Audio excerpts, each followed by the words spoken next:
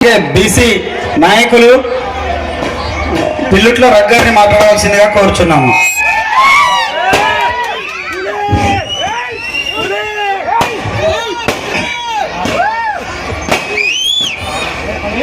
మహాశివరాత్రి జాతర సందర్భంగా మన చౌదరి అన్నలు ఏర్పాటు చేసినటువంటి ప్రభకు వచ్చిన ప్రతి ఒక్కరికి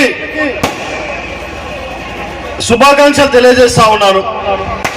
మీ అందరికీ తెలుసు, గత 4 సంవత్సరాలుగా మీ స్థానిక బిడ్డ పిల్లుట్ల రగనే ఒక వ్యక్తి ఒంటరిగా యాదవకిల్ల గ్రామం నుంచి బయలుదేరి ఈ నియోజకవర్గంలో గ్రామంలో పర్మనెంట్ గా ఉండవలసిన ఎన్నో కార్యక్రమాలు చేసి ముందుకు పోయాడు. ఎంతమంది ఉన్నా ఎన్ని రాజకీయాలు చేసినా ఒక్కడిగా పోరాడి పోటీ చేసి ఒక 10,000 ఓట్లతోటి గత ఎలక్షన్ లో ముందు పోవడం జరిగింది. దానికి నేను చాలా సంతోషపడతా ఉన్నాను. రాబోయే రోజుల్లో తప్పనిసరిగా మీ స్థానిక బిడ్డగా, ఒక యువకుడుగా, బలమైన వ్యక్తిగా, బలమైన పార్టీలో మీ ముందుకు రాబోతున్నాను తెలియజేస్తా ఉన్నాను. తప్పనిసరిగా మీ అందరి ఆశీర్వాదం ఉండాలి, మీ అందరి దీవెనలు ఉండాలి. అశోక్ అన్న అన్నట్టు బీసీ బిడ్డనే కాదు, ఈ నియోజకవర్గంలో అన్ని కులాలకు మతాలకు అతీతంగా ఎన్నో కార్యక్రమాలు చేయడం జరిగింది. నాకు ఏ విధమైన కులమో మతమో అని సంబంధం లేదు.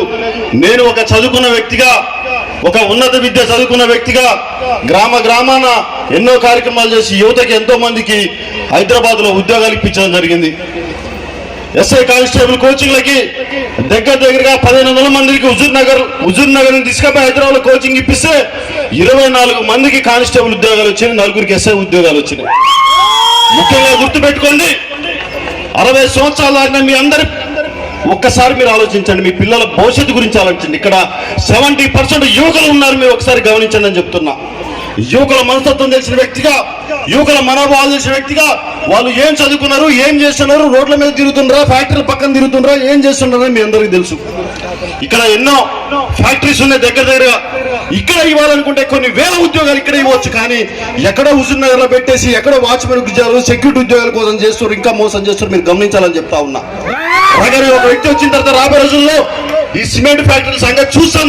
తప్పనిసరిగా ఇక్కడ ఉన్న స్థానికులకు 100% ఉద్యోగాలు ఇక్కడ తీరాల్సిందని చెప్తా ఉన్నాం.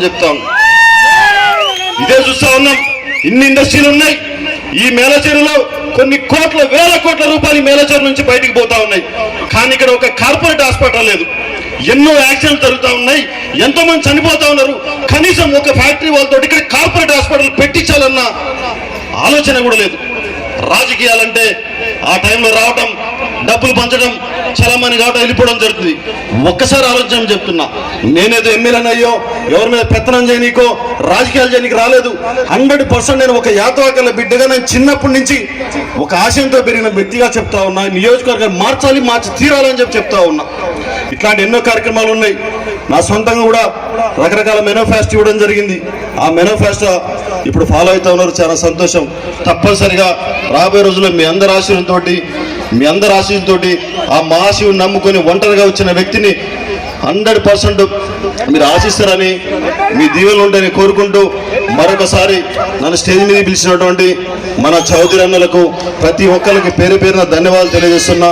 అదేవిధంగా స్టేజ్ మీద ఉన్నటువంటి పెద్దలు నర్సిరెడ్డి అన్న కావచ్చు, బాబాయ్, వాళ్ళందరికీ, మరియు ఇక్కడ ఉన్నటువంటి కమిటీ సభ్యులందరికీ, నాయకులందరికీ పేరు నాకు ధన్యవాదాలు తెలియజేస్తూ ముగిస్తా ఉన్నాను. Thank you.